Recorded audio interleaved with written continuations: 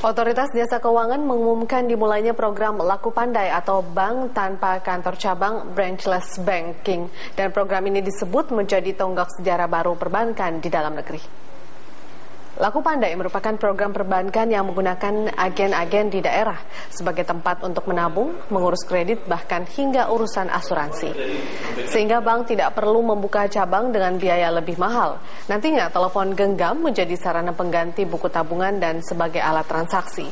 Laku Pandai dalam 20 hingga 50 tahun ke depan diperkirakan dapat menjadi tonggak sejarah perbankan di tanah air karena berpotensi menjaring nasabah lebih besar dan belum tersentuh sistem perbankan.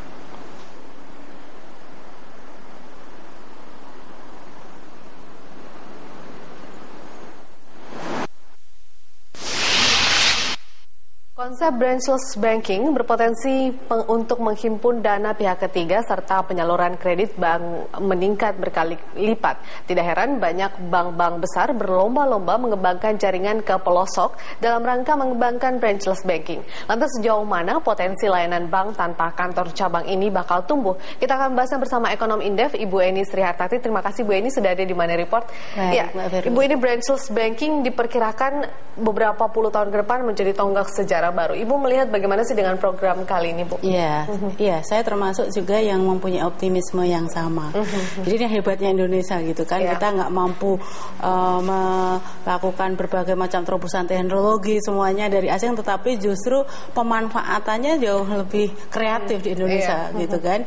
Jadi teknologi yang sementara selama ini di negara asalnya baru digunakan untuk telekomunikasi dan sebagainya, tapi kita sudah mempunyai kreativitas untuk dimanfaatkan lebih optimal dalam layanan kegiatan perbankan. Yang pastinya ada sumber daya manusia yang menjadi pendukungnya begitu ya, betul, Bu ya? Betul. Dan ini kita harapkan ini akan menjembatani ketertinggalan akses masyarakat terhadap layanan keuangan terutama perbankan. Jadi selama ini kan memang geografis kita ini kan sangat luas ya. Jadi jangkauan perbankan untuk sampai ke daerah-daerah terpencil, sampai ke pinggiran, ke daerah-daerah yang sangat jauh dari kota-kota, kabupaten, kecamatan, ini memang memerlukan satu terobosan inovasi. Nah, sekarang kita manfaatkan kelebihan teknologi ini.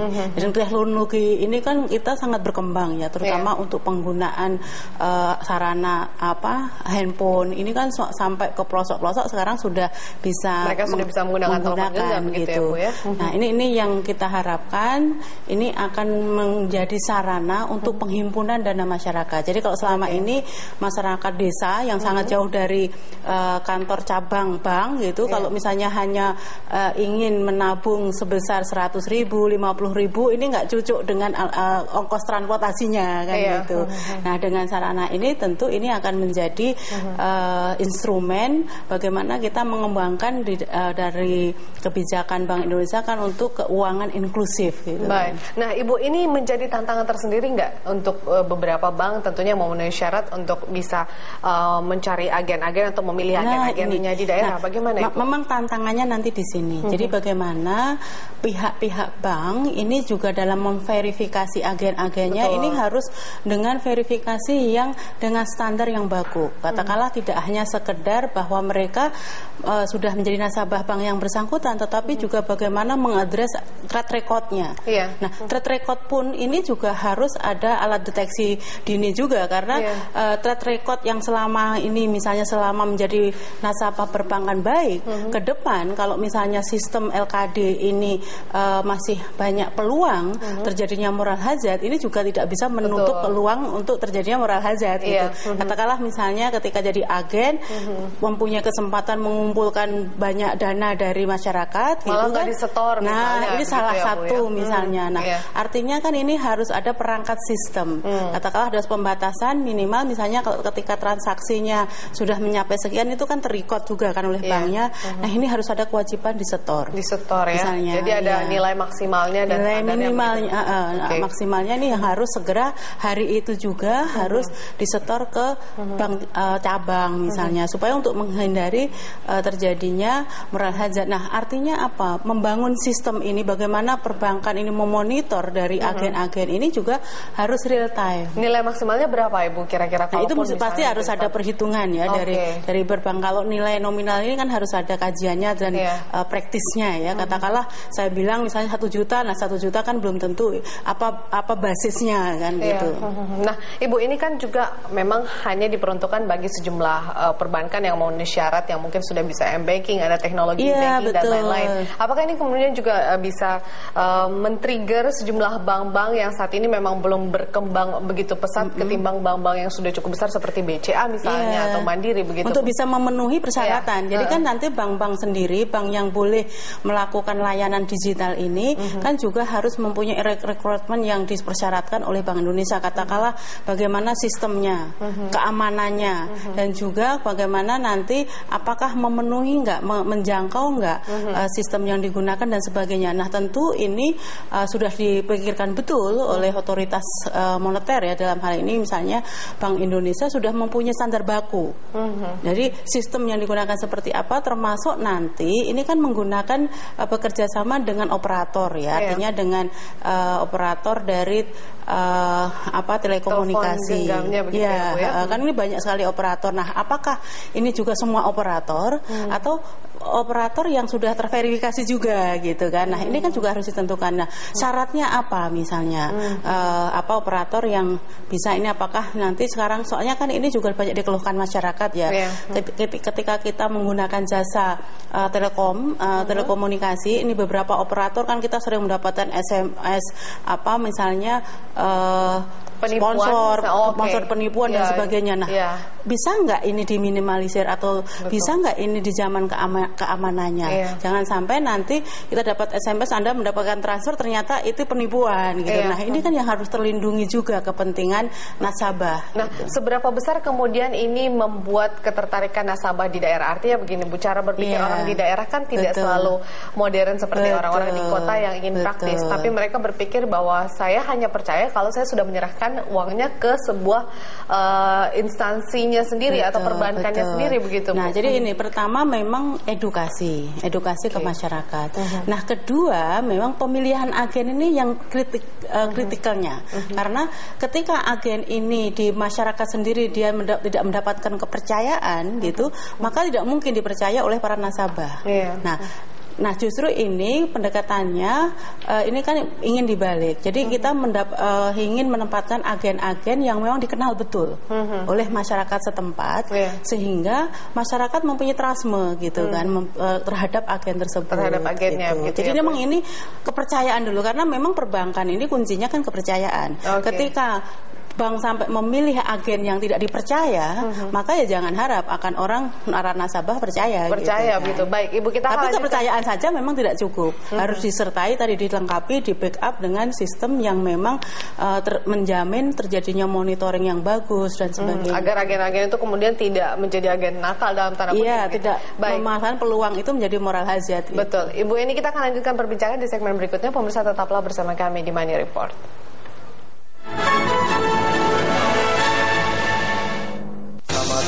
Jurnal Siang menemani santap siang Anda. Kami persembahkan informasi dan berita terhangat hari ini. Narapidana tewas tertembak menimpa di waktu setempat. Tahun 2015. Peristiwa ekonomi. Tema politik dalam pemerintahan mendatang. Dari kelompok asing radikal yang ditangkap beberapa hari lalu. Budaya dan olahraga. Dalam pertandingan hari Senin, Korea Utara mengalahkan Tiongkok 3-0. Jurnal Siang hanya di Berita 1. Dalam jurnal menyajikan beragam berita dan laporan penting sepanjang hari, dari pagi hingga petang. Juga laporan langsung dari tempat kejadian.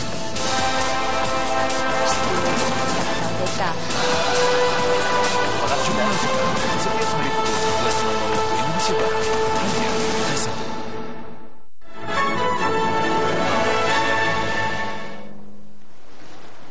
Anda kembali bersama kami di Money Report. Saya kembali melanjutkan perbincangan bersama Ibu Eni.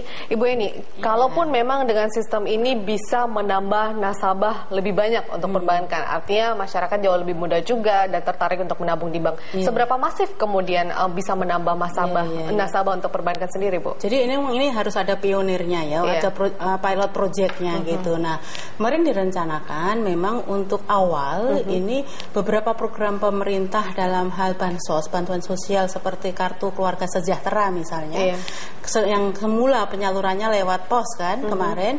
Nah, ini nanti ke depan semuanya akan melalui layanan digital ini.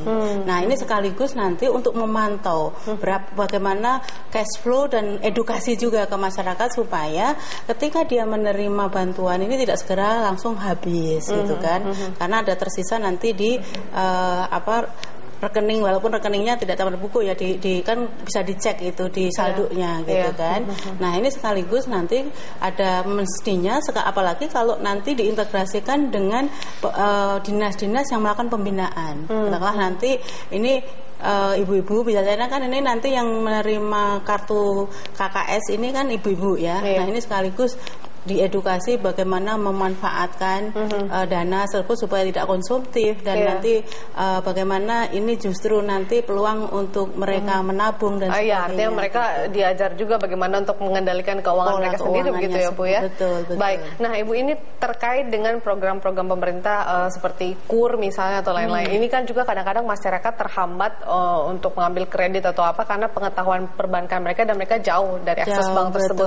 Kadang mungkin ada BRI misalnya, BRI itu mungkin bisa sampai ke walaupun sekarang sudah ada teras ya, lebih masif lagi memang. Nah, apakah dengan program ini juga cukup membantu dan bisa kemudian menarik banyak minat masyarakat Bu, untuk itu? Jadi nanti setelah ini pertama kan dari ini dulu ya, penghimpunan dana. Nah, dari situ nanti kan dilihat kalau dia setiap misalnya bulan dana yang tersimpan ini bertambah, berarti kan ini ada kemampuan dari sisi pengelolaan dana dari masing nasabah gitu. Nah, ini kan berpotensi bahwa mereka bisa ditingkatkan untuk menjadi usaha-usaha produktif. Jadi kan ini sudah ada kemampuan lah cara mengelola dana, kira-kira pikiran sederhananya kan begitu.